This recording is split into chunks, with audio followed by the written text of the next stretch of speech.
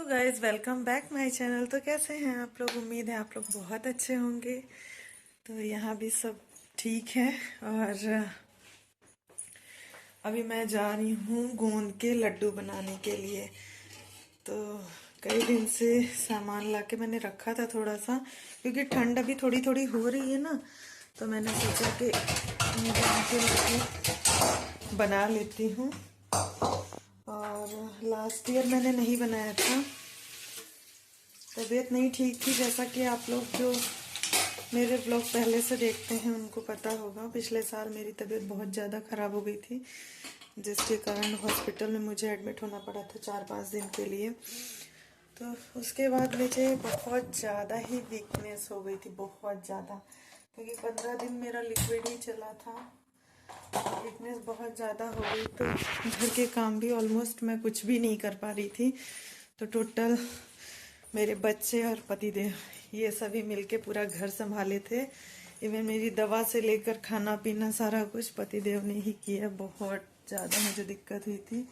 3 महीना लग गया था मुझे बैक टू रूटीन आने में, क्योंकि सुबह में दवा भी मेरी ऐसी रहती थी कि मेरी बिल्कुल होश नहीं रहता था, मतलब इतना ज़्यादा। वो रेस्ट के लिए डॉक्टर ने दवा दिया था, तो जिसके कारण पूरा टाइम मुझे बस ऐसे लगता कि सोते ही रहो, वैसे ही हाल था मेरा। तो सुबह पतिदेव ही सारा कुछ करके ऑफिस जाते थे, फिर आने के बाद भी सारा कुछ वो ही संभालते थे, इवन दवा से लेके हर चीज़ का।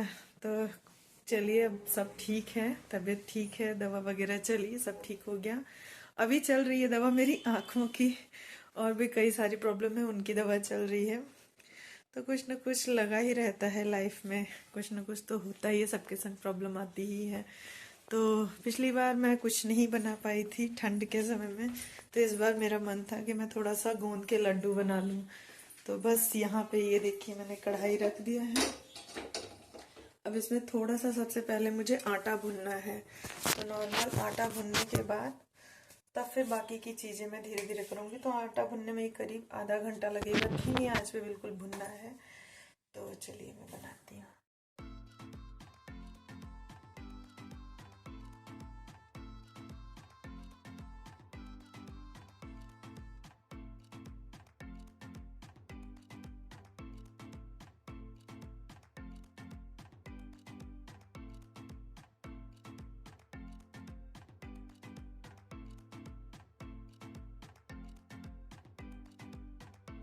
तो यहाँ मैंने छोटी कटोरी से 4 कटोरी आटा ले लिया है, गेहूं का आटा, जिसकी नॉर्मल रोटियां बनती हैं, वही वाला आटा मैंने यहाँ पे लिया। और बिल्कुल धीमे आंच पे इसको भुनना है। आप चाहें तो इसमें घी भी डाल सकती हैं, मैंने घी नहीं डाला था, सिंपल मैंने भुना है गेहूं का आटा, क्योंकि बहुत ज़्यादा घी मैं नहीं यहाँ पे इस्तेमाल कर रही हूँ। जैसे जहाँ सर्दी पड़ती है उसी के अकॉर्डिंग घी की क्वांटिटी बढ़ जाती है।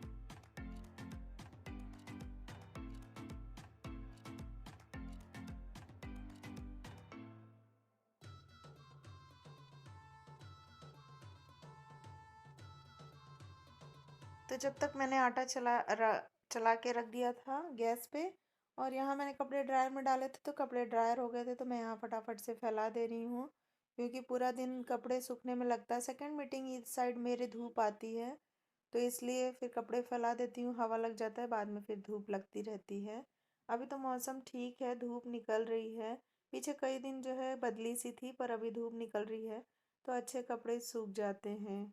और भी बहुत सारे काम पैरेलल में करती चलती हूँ, तो हर चीज़ मैंने नहीं किया है। शूट पर जितना किया है वो मैं आपके संग शेयर कर दे रही हूँ। तो व्लॉग में नए हैं तो चैनल को सब्सक्राइब किए बिना बिल्कुल नहीं जाइएगा, और पसंद आए तो चैनल को लाइक शेयर भी कर दीजिएगा, अपने फ्रेंड्स के साथ, फैमिली के संग इसे शेयर भी कर दीजिएगा।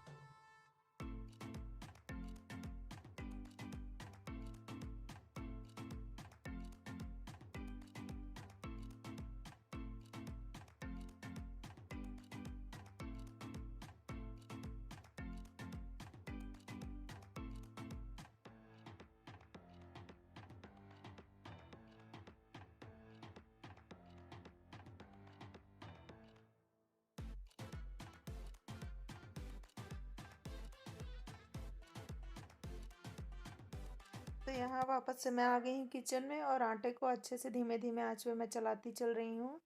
तो देखिए बिल्कुल धीमे आंच पे आपको भुनना है। बिल्कुल देखिए मैंने गैस सिम करके रखा हुआ है। जितना आप धीमे आंच पे भुनेंगे उतना ही आटा का स्वाद बहुत अच्छा होगा, उसमें खुशबू आएगी और कलर भी उसका चेंज होने तक उसे हमें भून लेना है।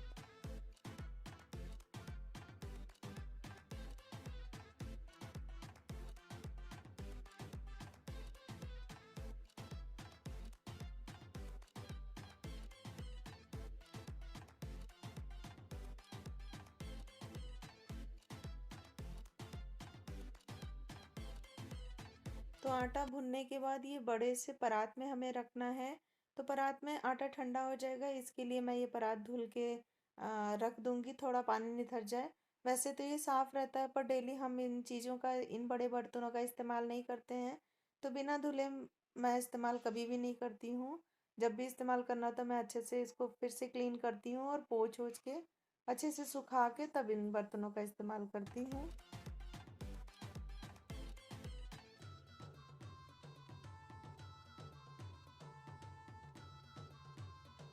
तो यहाँ मैंने मेवे निकाल लिए हैं जो कि मुझे लड्डू में डालना है। 1 कटोरी मैंने बादाम ले लिया है, 1 कटोरी मैंने काजू ले लिया है, 75 ग्राम के करीब मैंने यहाँ पे मखाने लिए हैं और 100 ग्राम मैंने नारियल का बुरादा ले लिया है। क्योंकि नारियल मेरे पास नहीं था और कद्दूकस करने का भी टाइम नहीं था मेरे पास, क्योंकि मेरे से इतना अभी हिम्मत हो नहीं पा रही है, हाथ में थोड़ा प्रॉब्लम हो रही है। इसके कारण मैंने डेसिकेटेड कोकोनट ही ले लिया है। अगर आप नारियल घिस के लेंगे तो और ज़्यादा ही स्वादिष्ट बनता है ये, क्योंकि उसमें अपना ऑयल होता है। तो यहाँ पे मैं ये सब चीज़ें ले रही हूँ। आटा भुनने के बाद इनको भी घी में धीमे आंच पे फ्राई करना है। तो कैसे मैं बना रही हूँ पूरी रेसिपी इस व्लॉग में मैं आपके संग शेयर कर रही हूँ। तो स्किप किए बिना बिल्कुल पूरा व्लॉग आप देखिएगा और कमेंट करके मुझे बताइएगा कि आपको लड्डू कैसे लगे।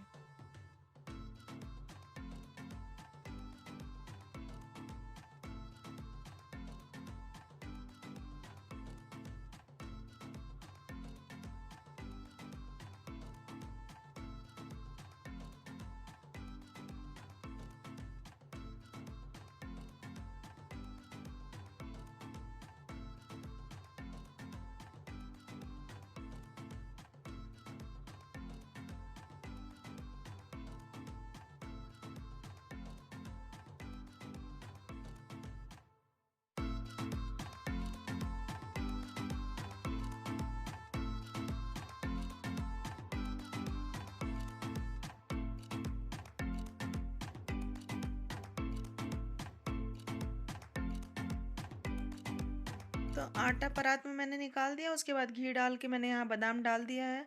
बादाम अलग फ्राई करेंगे क्योंकि काजू बहुत जल्दी फ्राई हो जाते हैं, इसलिए बादाम को पहले फ्राई करने के बाद काजू को फ्राई करना है। काजू कुछ सेकंड ही लेते हैं और बादाम को थोड़ा ज़्यादा वक्त लगता है फ्राई होने में। तो देखिए थोड़े ये फूलने से हो जाते हैं तो इसका मतलब ये अच्छे से फ्राई हो गए हैं। फ्राई किए हुए ड्राई फ्रूट्स अगर आप लड्डू में डालेंगे तो उसकी लाइफ ज़्यादा बढ़ जाती है और स्वाद भी बहुत अच्छा आता है।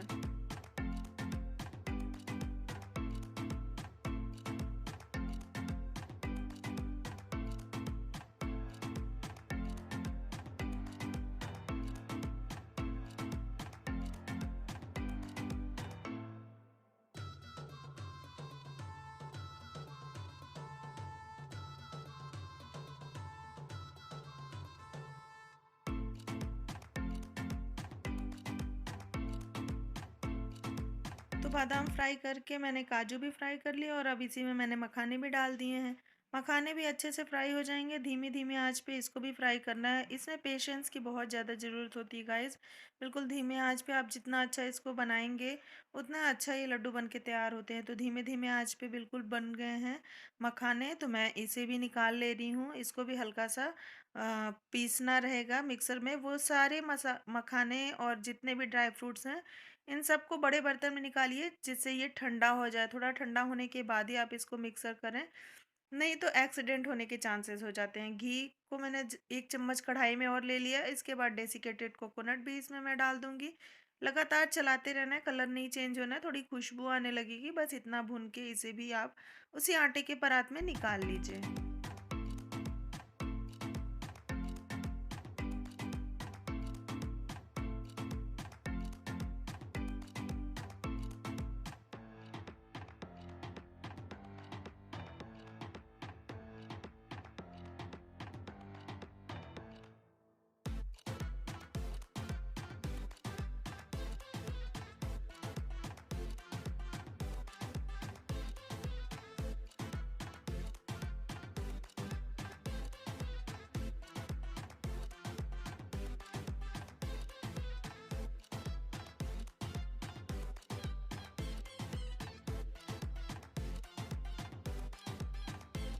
उसके बाद फिर मैंने यहाँ पे थोड़ा-सा सौंठ पाउडर डाल दिया था। सौंठ पाउडर भी मैंने अच्छे से भून लिया है। मुझे थोड़ा लग रहा था कि इसमें घी भी जाना चाहिए, तो मैंने आधा चम्मच घी डाल दिया था सौंठ पाउडर को भूनने के लिए। तो सौंठ पाउडर भी भुन गया है बहुत अच्छे से। उसके बाद कढ़ाई गरम है, तो इसमें मैं अब धीरे-धीरे गोंद फ्राई करूँगी। जब तक गोंद फ्राई होगी तब तक ये देखिए मेरे ड्राई फ्रूट्स भी सारे ठंडे हो गए हैं, तो इसको भी मैं मिक्सर में ग्राइंड कर लूँगी। तो इस तरह पैरेलल काम करते चलिए आप, तो बहुत ज़्यादा थकान नहीं होगी और टाइम पे काम हो जाएगा। तो ये देखिए गोंद मैंने प्लेट में निकाल के थोड़ी देर धूप में रख दिया था बालकनी में। धूप लगा के आप इसको फ्राई करेंगे तो बहुत अच्छी फूलती है ये।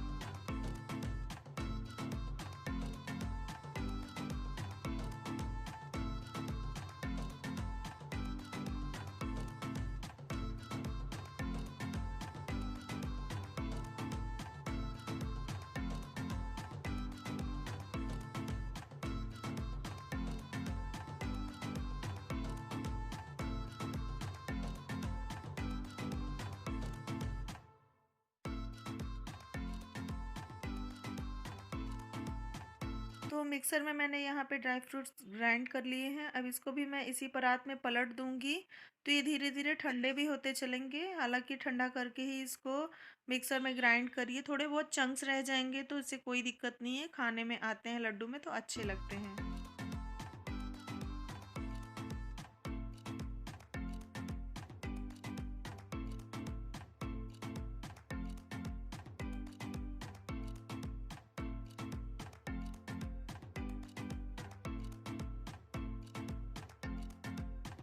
तो बादाम काजू पीसने के बाद मैंने इसी में मखाना भी पीस लिया है। मखाना को भी मैं पीसने के बाद ट्रांसफ़र कर लूँगी उसी परात में। उसके बाद मैंने ये गोंद जो फ्राई करके रखे थे, इसको भी मैं थोड़ा थोड़ा करके पीस लूँगी। बड़े जार में मैंने पहले पीसने की कोशिश की पर इसमें नहीं पिसा, क्योंकि ये बड़ा जार था तो फिर मुझे छोटे जार में उसको पीसना पड़ा था।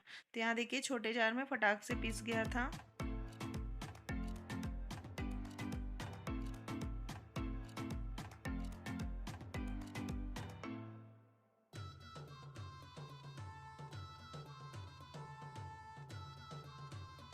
तो सारे मेवों को पीसने के बाद यहाँ पे मैंने जैगरी पाउडर एक पैकेट मंगाया था आधा किलो का, तो वो मैं इसमें डाल दे रही हूँ। तो सबसे अच्छी बात यही है कि मैं जैगरी पाउडर की क्वांटिटी थोड़ी ज़्यादा, आधा किलो लगभग मैंने डाला था। और 150 से 200 ग्राम मैंने इसमें चीनी का बूरा डाला था, बहुत ज़्यादा नहीं डाले थे। तो बहुत ज़्यादा टेस्टी ये लड्डू बन के तैयार हुआ था। उसके बाद घी को गर्म करना है और घी इसमें जाएगा, तो कुल मिला के इस लड्डू को बनाने में मुझे 1 किलो के आसपास घी लग गया था। 1 किलो या 800-900 ग्राम घी लगभग लग ही गया था।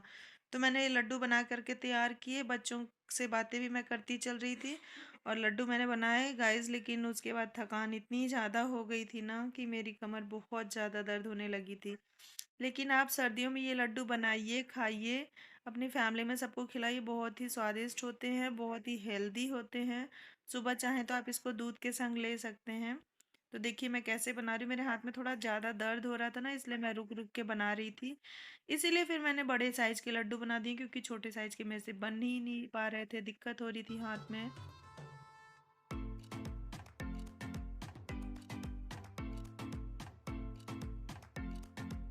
तो लड्डू बनाने के बाद थोड़ा चाय वगैरह मैंने बनाई, पिया। उसके बाद पतिदेव ऑफिस से आ गए, तो उसके पहले मैंने यहाँ पे टमाटर और गाजर को कुकर में रख दिया था, क्योंकि मुझे सूप बनाना था। तो डिनर मैंने उस दिन सूप ही बनाया था। तो यहाँ पे ये उबाल के मैंने रख दिया था। उसके बाद हम लोग को कहीं जाना था, हम लोग चले गए थे, लौट करके मैं आई। तो उसके बाद मैंने सूप की प्रोसेसिंग की। मेरे चैनल पे आपको सूप की रेसिपी डिटेल में मिल जाएगी, तो आप चाहें तो वहाँ जाके सर्च कर सकते हैं। वैसे मैंने यहाँ भी थोड़ा बहुत आपको दिखा ही दिया है। और उसके बाद सूप बना के मैंने तैयार किया और ब्रेड लेके मैं आई थी, तो उसके मैंने क्रूटॉन्स भी बना दिए। तो सबको बहुत ज़्यादा पसंद आया था डिनर में सूप। और उसके बाद सबका पेट हो गया था फुल। तो आई होप मेरा ये छोटा सा व्लॉग आपको पसंद आया होगा। अगर पसंद आया हो तो एक लाइक कर दीजिएगा। चैनल पे नए हैं तो चैनल को सब्सक्राइब किए बिना बिल्कुल नहीं जाइएगा। देखिए मैं क्रूटॉन्स कैसे बना रही हूँ, बिना ऑयल के, लेस घी का। ज़रूरी नहीं कि आप इसको फ्राई करें तभी। हेल्दी बनाने के लिए आपको फ्राइंग पैन में इसमें ज़रा सा बस मक्खन डालना है। उसके बाद इसको क्रूटॉन्स को आप डाल दीजिए बिल्कुल सिम आंच पे। तो देखिए यहाँ बन के तैयार हो रहा है। दूसरे साइड मेरा सूप भी पक रहा था। तो सबको बहुत ज़्यादा पसंद आया।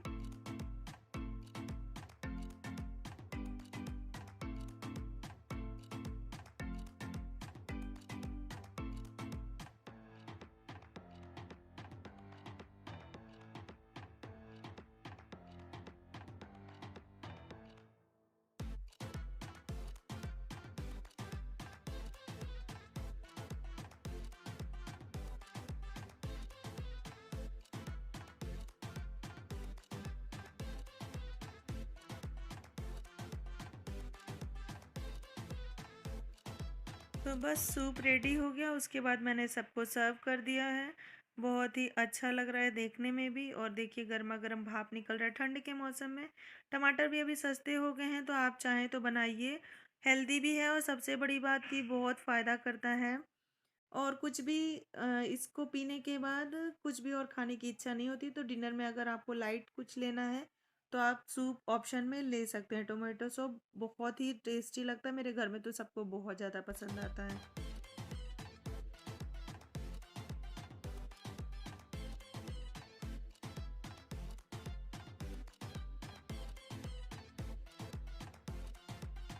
तो आ जाइए आप लोग भी, गर्मा गर्म सूप पी लीजिए। तो चलिए मिलती हूँ मैं नेक्स्ट वाले व्लॉग में। तब तक रखिए आप लोग अपना ढेर सारा ख्याल। मिलती हूँ मैं। Bye guys.